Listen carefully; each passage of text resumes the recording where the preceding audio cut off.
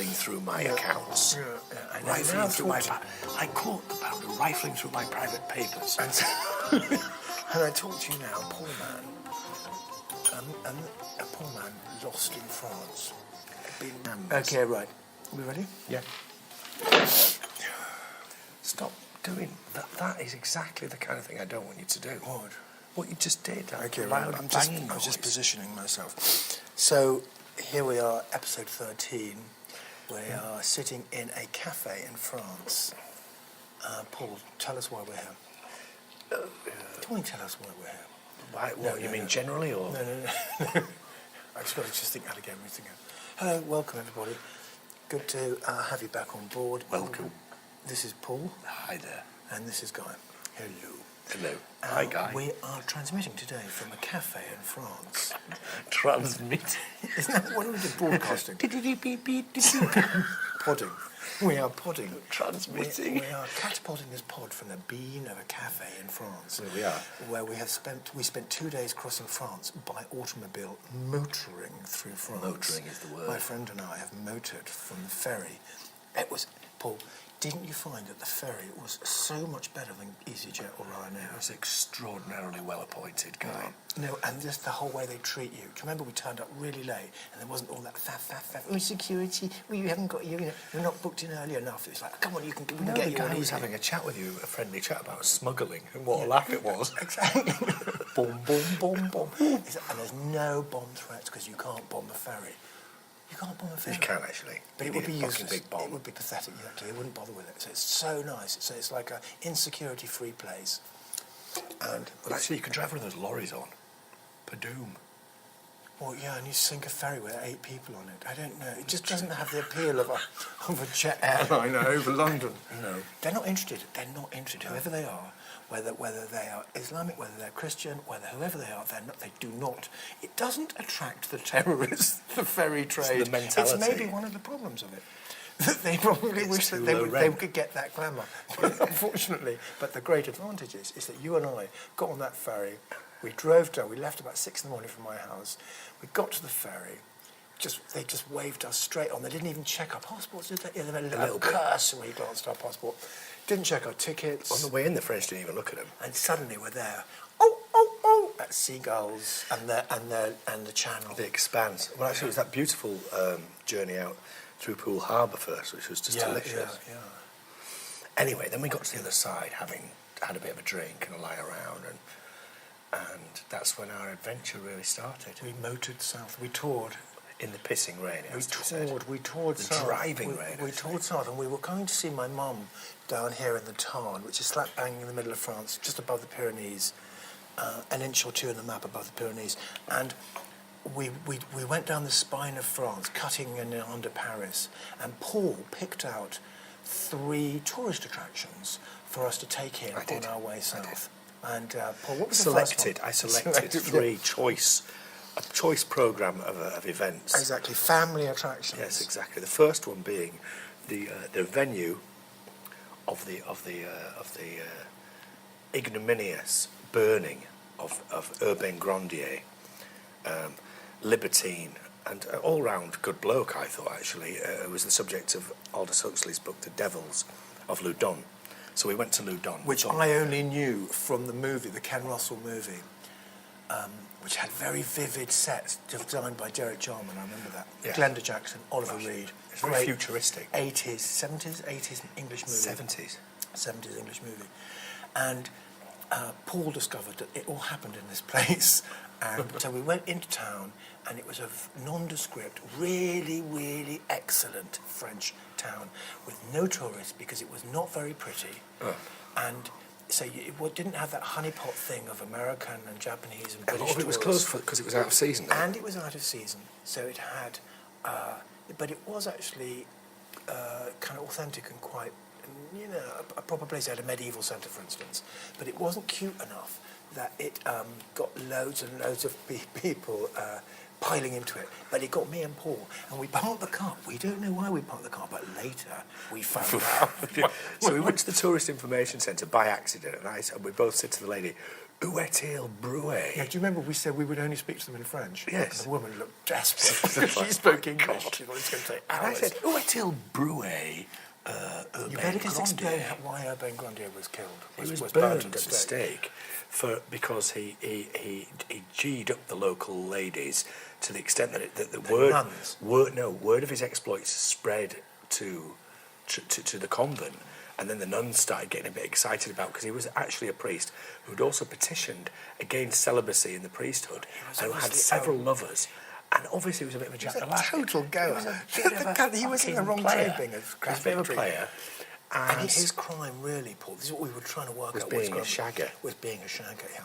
He was a well out of control shagger in the 14th century, 15th, 16th century, 17th century, 17th century in France, Catholic France, 1630. and it was a dangerous occupation. So some respect has to be conferred upon him, because he could easily have stopped. He just retired to masturbation in the country. Gone off and been he got a whole goddamn convent going. And there are these fantastic stories that we find where all the nuns were like kind of rubbing themselves rubbing themselves up and down on the walls whenever he went by. He's like well out of control. Well, he wasn't. He just really turned everyone on. But what they did was they went into the nuns and said, he's messed with you. And the nuns said, no, he hasn't. We like him. But there was one mad nun who was at the head of it all, played by Glenda Jackson in the movie. And she said, yes, he has actually. He's visited me in the night in the form of a succubus. Yeah, and then they whipped them all up into a frenzy and threatened them with physical violence. And then they all turned against him. They made him sign up. They made them kind of sign sort of depositions saying that he had made a pact with the devil. But it was two gangs of pervs, basically. It was the pervy nuns who were perved out because they couldn't get any cock. And the jealous men. And the jealous men who hated any female sexuality erupting forth. And what they saw was all the nuns getting sexy and all the girls getting sexy because of Urbain rock-style Grandier. And so they just had to pour acid on it. They had to stop it. They had to burn it with fire. And that's what happened. Yeah, anyway, and Paul said, in French, it took us a bit of time to get that, where did they actually cook him? Where did they actually burn him alive? And the woman pointed basically back to the point, exactly the point in the square where our car was parked. It was amazing. It was like, this epic lover got burnt alive. Yeah. Anyway. Basically for rooting. Rooting and a tooting. Basically, he was too good at rooting, and they did him for it. They did him for it. He was banged to rights. But the thing was, I think that there was a bigger political picture as well, which I think was alluded to in the book, which was bringing everything under the control of the central government at the time. Is that familiar? Dunno, Guy, you tell me. Everything's about Brexit. Everywhere I look, it's about Brexit. Brexit, and how Brexit cruelly cut down a lovely lover in his prime. Well, Brexit was responsible for the death of Urbain Grandier. Kind of, in a way. What you mean? The little degree of the time. So its spectre of Brexit has come down through the ages as some kind of resurgent political narrative. It's now revealing itself. Yeah, just the boring people in suits, just trying to stop. Trying to control it all again. Trying to stop any fun going on in the margins. Now, feel free to write in about this, because Guy's views on this are quite controversial. I wouldn't say that. Well, no, they're not. They're in the majority, actually, or they were last time we looked. But I agree with you in that I don't like big government. But let's come back to that and continue with our journey into what is soon to be a very foreign concept. We went into a cafe to get a quick. We thought we were going to pod there and then. We were so excited, but we went into a cafe. But there was really shite French music and a wall of guys staring at us. Shite French music, which mitigated it. And those guys with flat caps on who all turned round. Yeah, great. And they were like all getting absolutely caned about 10 in the morning. And they looked at us like we were. It was really good. They looked at us like we were a pair of Algerian terrorists who just walked in. But the woman was very nice. She was lovely. Yeah. But certainly you didn't feel much of Urbain Grandier's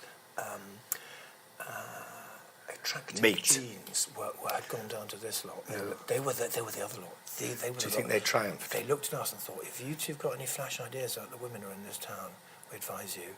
Yeah. Just keep it in your pants, mate. Yeah, keep it.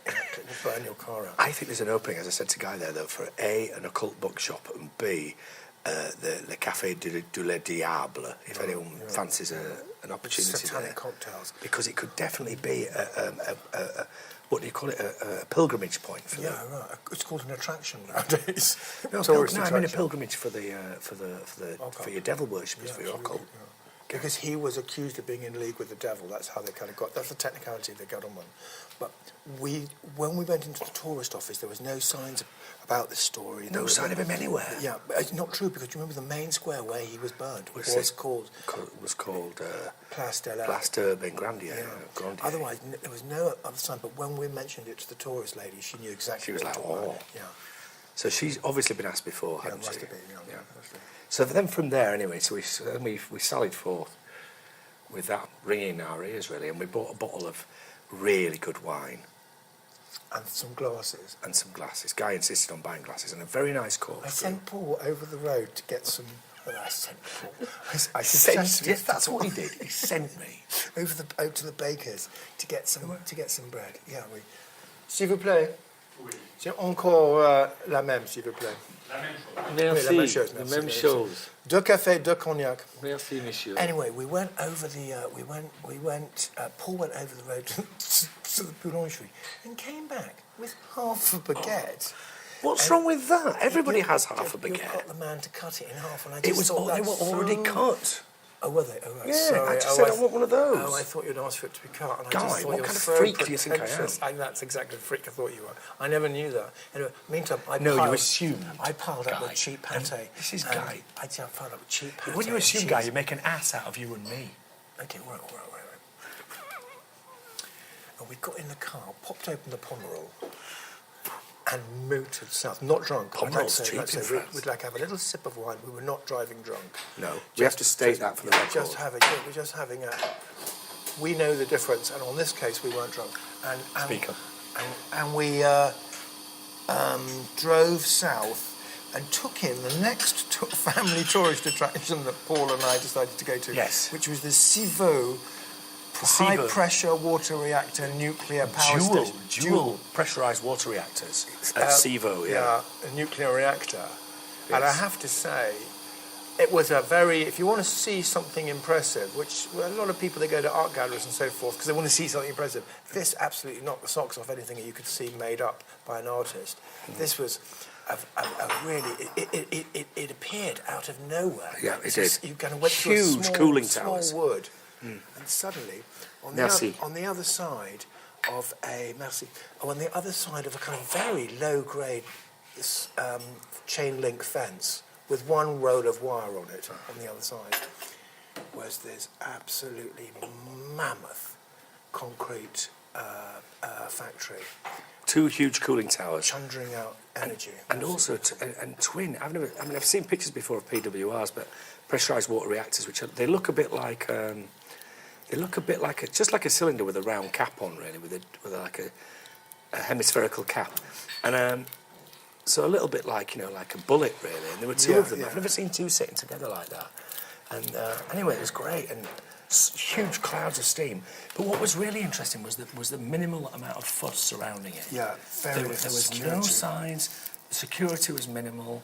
And yet we discovered on the Googleplex, obviously, that it had been the subject of a threat of airborne attack by Islamic terrorists in 1998, which was foiled, obviously. But anyway, it was great. It was really exciting. I wanted to get out, and Guy refused to let me, as he did also with the... We should explain also the other thing that was going on, was there's an industrial dispute going on.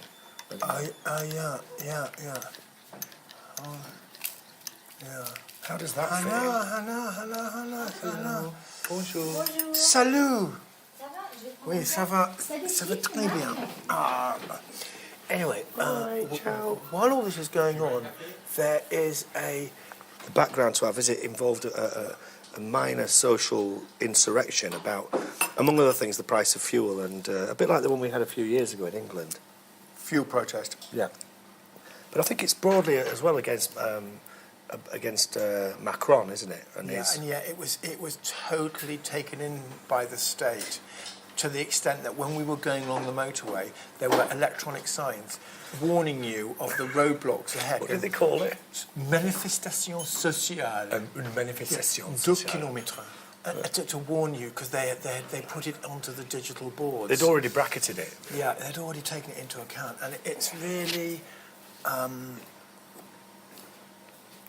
it's just so pathetic. The French attempts at trying to break out from the establishment,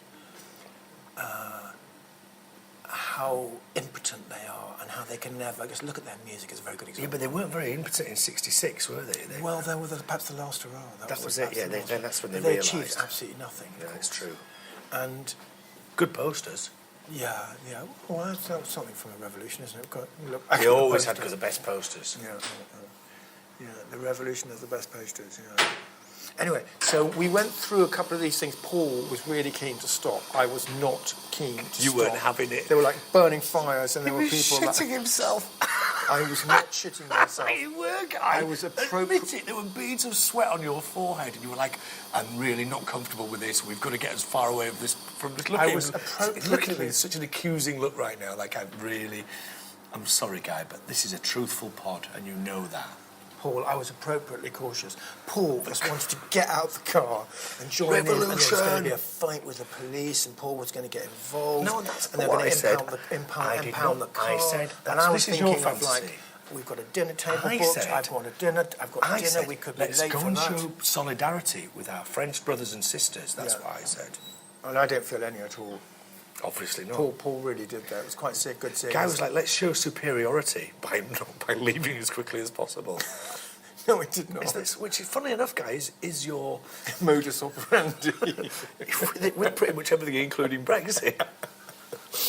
No, it's not true at all. Anyway, so it was quite good going through these quite scary. They were sort of picket lines. They were stopping some cars. They weren't scary at all. Paul said, I hope they stop us. It'd be great if they stop me, Guy. I'm going to get out and I'm going to tell them about, the various... You said I'll bond with them really quickly, and I thought this is going to go so badly I said, don't worry, Guy, I won't denounce you. He said, you said, I'll denounce you, Guy. If you don't behave yourself, I said, I'll denounce you.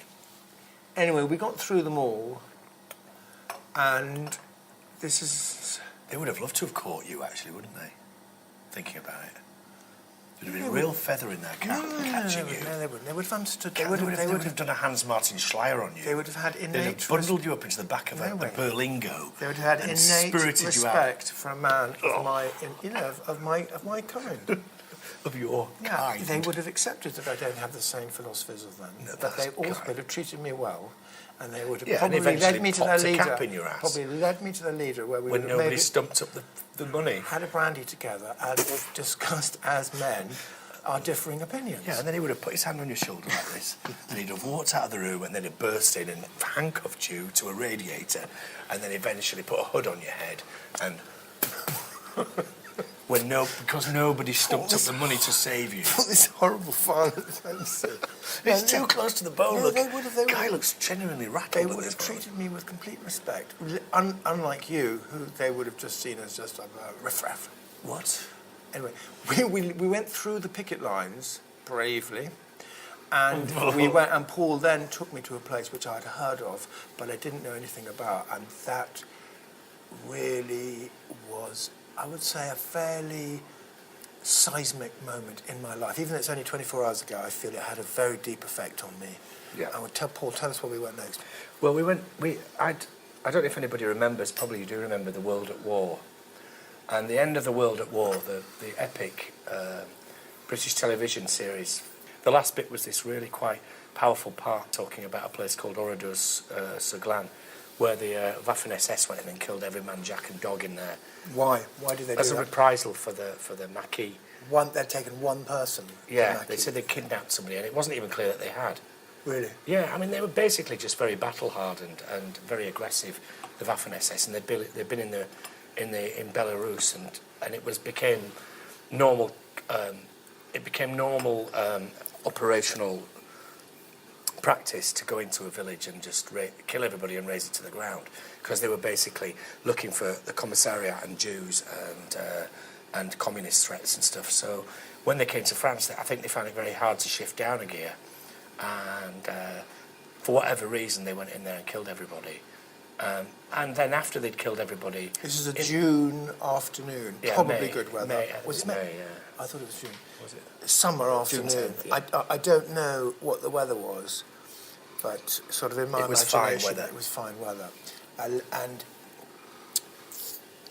after the war, they took this German brigade, whatever they weren't a brigade, whatever they were, unit, took all of the population of this very pretty village, because the village has been... God, it's beautiful, isn't it? The village has been allowed to stand as it was on the afternoon that they were all killed. And the people were rounded up, separated into groups, and dealt with in various ways. None of them particularly friendly. No. And... That's a bit of an understatement. They put the women and children into the church. They took the men into two groups, a garage and some sheds. They machine gunned the legs of the men and then burned them alive with petrol.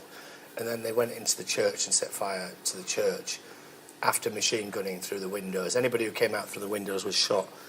There was a lot of people. This is like 600 or 700. 700 people. 700 the heat was so intense it melted the bell. We found the bell in there, melted. Yeah. And after it was towards the end of the war. And then they shelled the village. Then they shelled the village. So you're presented now with a ruined village, as it was. The shells exploded at roof height. You can see that because all the roofs have gone, most of them, and there are girders bent downwards, so you can see where the high explosives was exploding at rooftop height and destroying basically any chance of habitation, because it destroyed all of the structural aspects of the buildings. But it's all exactly as it was, and all the cars are burned out, and it's amazing, actually. God, it's very much as it was that afternoon. I guess after then, everyone was scared to go there, and then the war finished, and someone must have immediately said, "We're not going to bulldoze this down. I want this to be left as it is." Of course, there were a lot of kind of graves there, because there were a lot of bodies there. And when you walk through this really beautifully laid out village, you see signs of the lives that went on there. And for me, it was so deeply affecting, mainly because I don't want to go on about this. There was very little intervention by any curators or any artists. It was just absolutely as it was, and it wasn't having it interpreted for me by anyone. And you looked through the windows of these houses and saw their lives, as it were, that had just been stopped so suddenly that afternoon. And unlike Pompeii, where I have never been, or Chernobyl, where I have never been. I've been to Pompeii. Where the same thing happened. It was suddenly stopped quickly. This thing was man-made. Those two, or you could say Chernobyl was, but still, it wasn't deliberately done. This was absolutely 100%. Some might say, but go on. For God's sake. I'm sorry.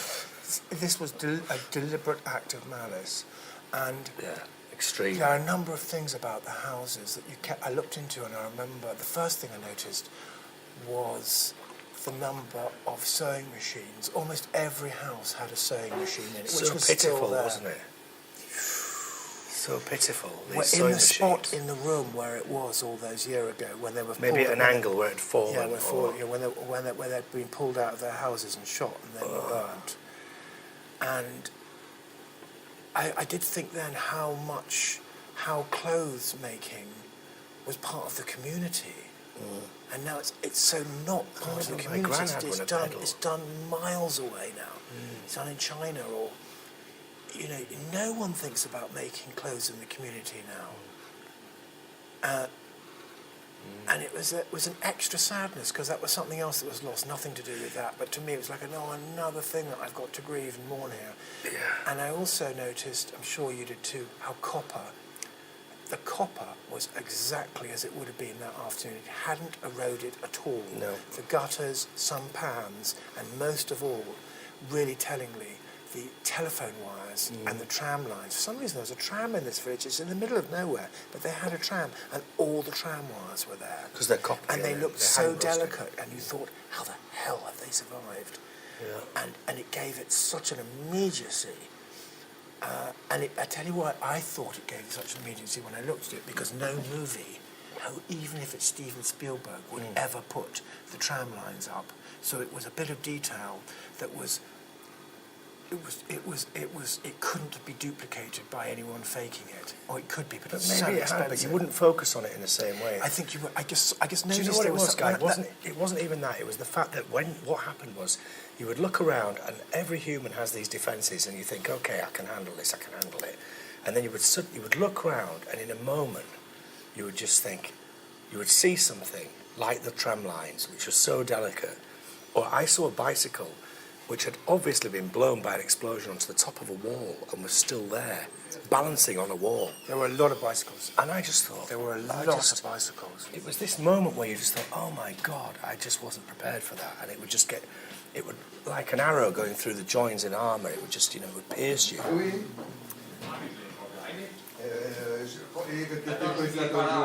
It was amazing. Yeah. Actually, and I had a real sense of like hiding, finding a place to hide in a village, and getting into that's what I was doing. Looking, where would I hide? Where would I hide? And then, oh my God, they're getting closer. They're coming down the street. Bam! They're knocking down your door. Yeah. I can hear the steps. You can hear the half track and and I can hear the boots coming up the stairs. The screaming. Me. And of real, unadulterated terror. I really felt. I felt terror it there. I really felt the terror. It was a really powerful, wonderful, because it was a life without any of. They didn't need the filter of art. I understand that people do want the filter of art, but it didn't need it. Well, they had it as a focal point. To be fair, Guy, it's not a filter. There was a big kind of 2017 visitor centre with a kind of a memorial bit of art. Looked a bit Richard Serra, Paul thought, opened by Monsieur Macron. Monsieur Macron, but that to me, it didn't do anything for it at all. And luckily, it was quite far away. It didn't matter. You could easily just walk. I walked straight through that. But I really, and the cemetery. At the cemetery, there was a sort of big lump of stone, which was some kind of artistic response to it. Totally, 100% unnecessary. The installation was the most powerful installation, and you went from. By the time you'd read a bit about it, you knew kind of where you were going to find the groups of them where they were burnt out. Like the women and the children were sent into the church. And we got into the church, and Paul found the melted bell. So Paul found it was there. He identified the melted bell to me. Well, it didn't look like a bell, did it? No, it's like a great molten knob of green of metal. Yeah. It was bronze. And then I saw on the First World War commemoration inside the church, there were bullet holes across the list of the dead people, the dead men from the First World War. While shooting the women and the children, they had they put bullet holes through the last, the commemoration of the last war. God, it was heavy, wasn't it? I wouldn't have missed it for the world, though, I have to tell you that. Yeah, I wouldn't. I was absolutely God, amazing. it was just an incredible experience. And not in a... It sounds like tourism, but honestly, it was so moving. I know, it's something to say. It was so moving. I got angrier and angrier during it. You did. And he came out furious. Yeah, and I did think, why do the French trust these guys more than they? Why are they joined in now with these guys who did these Germans to try and do us in? Yeah, you really took objection. You took exception to the use of the word Nazi. Yeah, totally. It was Nazi. This is where the Nazis herded the men into this grange and Brouillon, killed them and then burnt them. And I thought, why does it not say Germans? It's like saying that the Tories invaded the Falklands. They did. No, you would say the British invaded the Falklands. Yeah, but guys, I've got news for you. They fucking did. You don't say when the Tories invaded the Falklands. The Tories did invade the Falklands. We do in my circles. Anyway, and it really annoyed me the way it kept saying Nazis. Well, actually, we say Maggie when Maggie invaded the Falklands. Right. So it's like saying Hitler. People say Hitler a lot, don't they? When Hitler invaded France. If they'd done that to my village, I guess you've got to forgive and forget. I come from an Irish family, and what you lot did to us was not particularly nice. A different case. Oh, really? What, like the potato famine, for instance? Starving men, women and children deliberately in order to further your political Anyway, aims. What about gunning down when we left, using paratroopers against innocent women and children on the streets of Northern Ireland? You think that's acceptable? when we left that very moving memorial, What are we skipping over this guy? We are skipping over like a stone. Indeed, the reader is not interested in Irish history. I love you and your reader. You're an imaginary reader. The audience. Do you know what, Guy? Do you know what I'd like to do? Someday I'd like to do an identikit picture of what your reader looks like. A lot more intelligent than you, that's for certain. Not as handsome.